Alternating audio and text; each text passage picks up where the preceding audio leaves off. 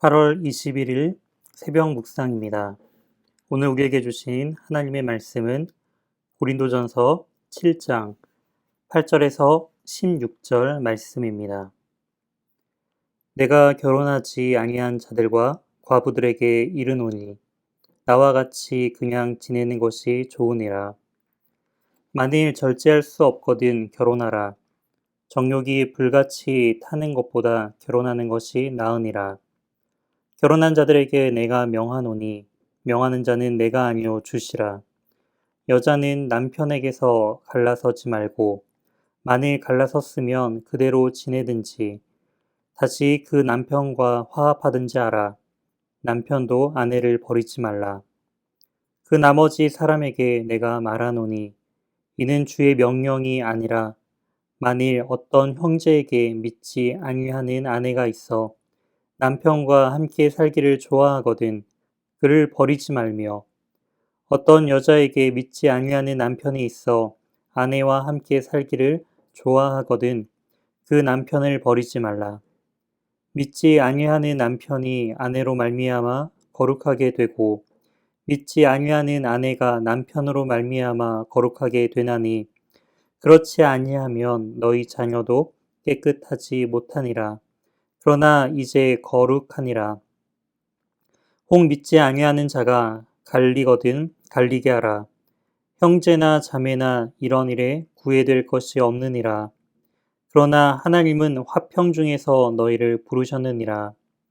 아내된 자여 내 남편을 구원할지는 어찌 알 수 있으며 남편 된 자여 내가 내 아내를 구원할지는 어찌 알 수 있으리요. 아멘.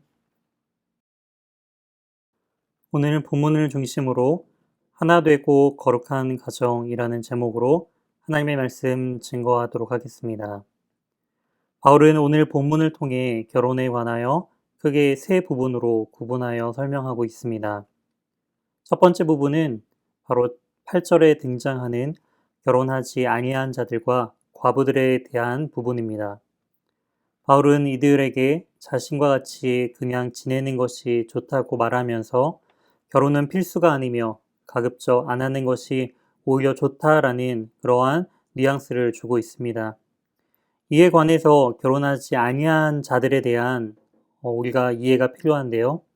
뒤에 나오는 과부들과 대비하여 생각해 본다면 결혼하지 않는 자들이란 바로 아내가 죽고 홀로 남겨진 남성들로서 이해해 볼 수 있겠습니다.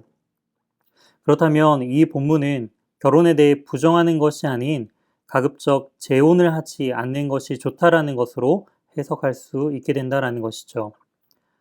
다른 부분으로서 이해해야 할 부분은 실제 결혼을 경험하지 않은 상태에 있는 자들을 또한 의미할 수 있다라는 것입니다. 그렇다면 이 부분은 창세기 2장 24절의 말씀처럼 하나님께서 남자와 여자를 창조하시고 또한 그 둘이 한 몸을 이루어 한 가정을 이루는 그 결혼 제도를 부정하는 것이 아닌가라는 의문이 들기도 합니다. 하지만 이러한 것은 바울의 종말론적인 그런 개념을 이해해 볼 필요가 있는데요. 사도 바울은 예수 그리스도의 재림과 하나님의 심판이 곧 임하게 된다라고 생각하고 있는 바로 임박한 종말론을 가지고 있었기 때문에 바울은 오히려 혼자 지내며 주님의 곧 오심을 준비하는 것이 더 중요하게 여기고 있다라는 부분들을 우리가 이해해 볼 수가 있습니다. 또한 바울은 결혼 자체를 부정하지 않았습니다. 혼자 지내는 것이 좋지만 만약 정욕을 절제하지 못한다면 정욕으로 인하여 죄를 짓기보다는 그러한 자들은 결혼하는 것이 낫다라고 또한 말하고 있습니다. 이어서 두 번째 그룹은 결혼한 자들에 대한 권면입니다. 먼저 여자는 남편에게서 갈라서지 말 것을 언급하고 있습니다. 고린도 지역은 성적인 타락한 문화와 배경 속에 있었는데요. 여성이 남편에게 이혼을 요구하는 것이 매우 빈번하게 일어났으며 이혼에 대한 법률도 매우 많이 발전된 사회였다라는 것을 우리는 알 수 있습니다. 그렇기 때문에 여자와 남자는 결혼했다면 서로 갈라서지 말고 만약 갈라섰다 할지라도 혼자 그대로 지냄을 통해 다시 화합할 수 있는 여지를 남겨둘 것을 사도 바울은 권면하고 있습니다. 한 신학자는 이혼에 대해서 이혼은 살인이다라고 정의 내렸습니다. 왜냐하면 하나님께서 남자와 여자를 결혼을 통해 한 몸이라고 정의하셨기 때문입니다. 즉, 그 한 몸을 다시 나누는 것은 살인 행위다라는 의미이기도 하죠. 마지막으로 바울은 세 번째 그룹인 나머지 사람들에 대한 권면을 합니다. 여기서 말하는 나머지 사람들이란 불신자와 결혼한 가정을 의미합니다. 불신자인 배우자가 신자인 배우자와 함께 사는 것을 좋아하면 불신자라 할지라도 버리지 말라라는 것이죠. 여기서 함께 살기 좋아한다라는 뜻은 신앙이 없어도 그저 둘이 행복하게만 잘 살면 된다라는 의미가 아닙니다. 바로 신자인 배우자가 믿는 신앙에 대해서도 좋게 여긴다라는 뜻을 가지고 있습니다. 즉, 믿음의 가정은 부부 사이에도 매우 중요한 부분이지만 더 중요한 것은 부모의 신앙은 자녀에게도 영향을 준다라는 것이죠. 이처럼 믿음 안에서의 가정은 매우 중요하다라는 것을 이 사도 바울은 계속적으로 강조하고 있습니다. 그러므로 가정의 중심은 신앙이며 믿음입니다.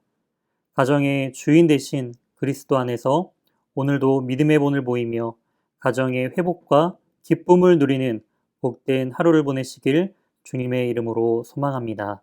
함께 기도하시겠습니다. 하나님 감사합니다. 혼자 지내도 자족하는 마음과 정욕에 빠지지 않도록 지켜주시며 또한 결혼을 통해 주 안에서 하나됨을 경험하게 하시는 주님, 어떠한 상황 속에 있다 할지라도 주님이 우리의 삶과 가정의 주인 되심을 인정하며 믿음 안에서 참 회복과 기쁨을 누리는 복된 삶을 살아가도록 인도하여 주시옵소서. 우리의 모든 삶을 주님께 의탁드리오며 이 모든 말씀 살아계신 예수 그리스도의 이름으로 기도드립니다. 아멘. 다음 기도 제목을 가지고 함께 기도하시겠습니다. 첫 번째, 오늘 말씀을 기억하며 오늘 하루도 주님 안에서 참된 믿음의 삶을 살아가며 또한 믿음의 본을 보이는 복된 삶을 살아가도록 기도해 주시기 바랍니다.